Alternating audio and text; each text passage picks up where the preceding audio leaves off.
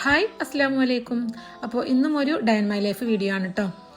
അപ്പോൾ ഇന്ന് രാവിലെ ബ്രേക്ക്ഫാസ്റ്റിന് നമ്മൾ മാവ് അരച്ച് വെച്ചത് ഫ്രിഡ്ജിലുണ്ടായിരുന്നു. അപ്പോൾ അതുകൊണ്ട് തട്ടുദോശ ഉണ്ടാക്കാനാണ് കേട്ടോ വിചാരിക്കണത്.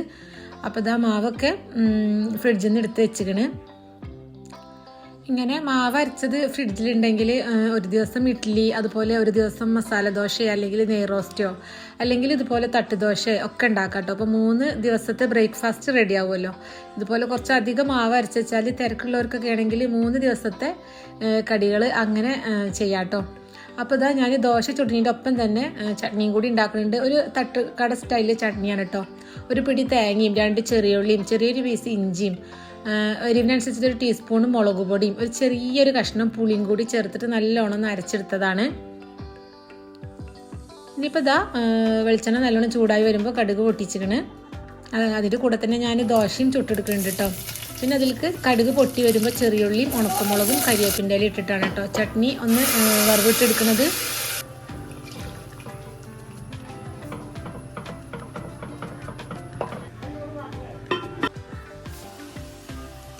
ഇനിയിപ്പോൾ ഇതിൻ്റെ കൂടെ ഉള്ളി വെച്ചിട്ടൊരു ഈസി ചമ്മന്തിയും കൂടി ഉണ്ടാക്കുന്നുണ്ട് കേട്ടോ. ഒരു ഹാഫ് വലിയ ഉള്ളി ചോപ്പ് ചെയ്തതും എരിവിനനുസരിച്ചിട്ട് മുളക് പൊടിയും ഉപ്പും കുറച്ച് വെളിച്ചെണ്ണയും കൂടിയും ചേർത്ത് മിക്സ് ചെയ്താൽ ഈ ഒരു തട്ടുദോശയ്ക്കുള്ള ചമ്മന്തി റെഡി ആയിട്ടോ. അപ്പോൾ ഇത് ട്രൈ ആക്കാത്തവരുണ്ടെങ്കിൽ ഒന്ന് ട്രൈ ആക്കി നോക്കി. നല്ല ടേസ്റ്റുള്ളൊരു കോംബോ ആണ് കേട്ടോ. ഇനിയിപ്പോൾ ഇതാ ബ്രേക്ക്ഫാസ്റ്റും കാര്യങ്ങളൊക്കെ കഴിക്കുകയാണ്.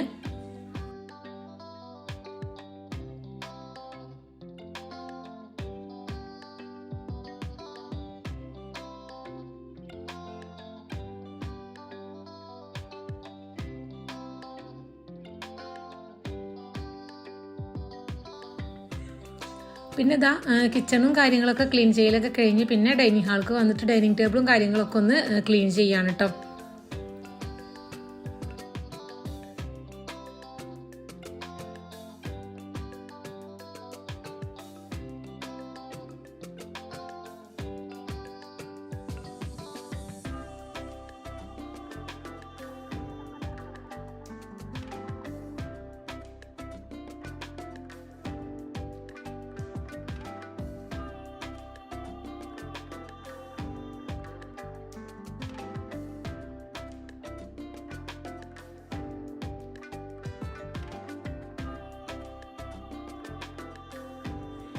പിന്നെ ഇതാ ഇതിൻ്റെ മസാല ബോക്സും അതുപോലെ ഫ്രൂട്ട്സ് ബാസ്ക്കറ്റും ഒക്കെ അതൊന്ന് കഴുകാൻ വേണ്ടിയിട്ട് വെച്ചിരുന്നു കേട്ടോ. സിങ്കിൽ ഒന്ന് വെള്ളത്തിലിട്ട് വെച്ചതായിരുന്നു. അപ്പോൾ അതൊക്കെ ഒന്ന് കഴുകിയെടുക്കുകയാണ്. പിന്നെ വീഡിയോ കാണുമ്പോൾ വീഡിയോ ഇഷ്ടമാണെങ്കിൽ ലൈക്ക് ചെയ്യാനും എന്തെങ്കിലും കമൻറ്റായിട്ട് അറിയിക്കാനും മറക്കരുത് കേട്ടോ. പിന്നെ സബ്സ്ക്രൈബ് ചെയ്യാത്തവരുണ്ടെങ്കിൽ ചാനലൊന്ന് സബ്സ്ക്രൈബ് ചെയ്തിട്ട് സപ്പോർട്ട് ചെയ്യും കൂടി ചെയ്യുക.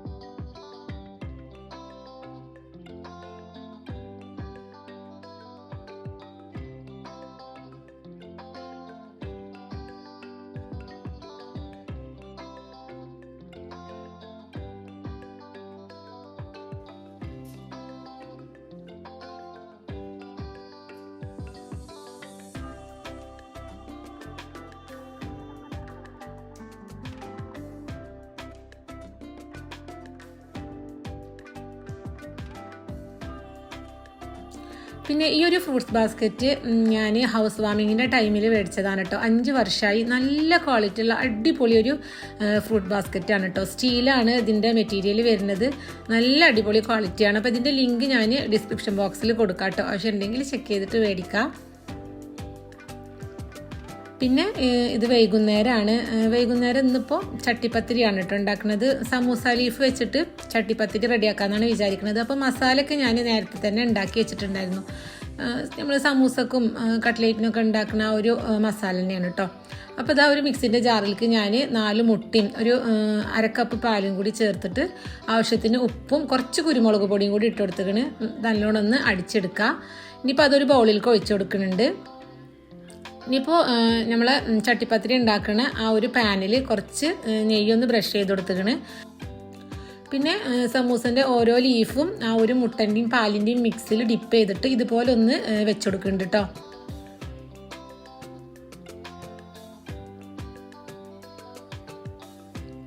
ഇനിയിപ്പോൾ ഇതിൻ്റെ മുകളിൽ മസാല എത്രയാണ് വേണ്ടത് അതിനനുസരിച്ചിട്ട് മസാല ഇട്ട് കൊടുക്കുന്നുണ്ട്. ഇനി അതിൻ്റെ മുകളിലും സമൂസ ലീഫ് ഇത് അതുപോലെ ക്രോസ് ആയിട്ട് വെച്ച് കൊടുക്കുന്നുണ്ട്. അങ്ങനെ ഒരു 3 ലെയർ ഞാൻ ചെയ്തെടുത്തിട്ടുണ്ട് കേട്ടോ.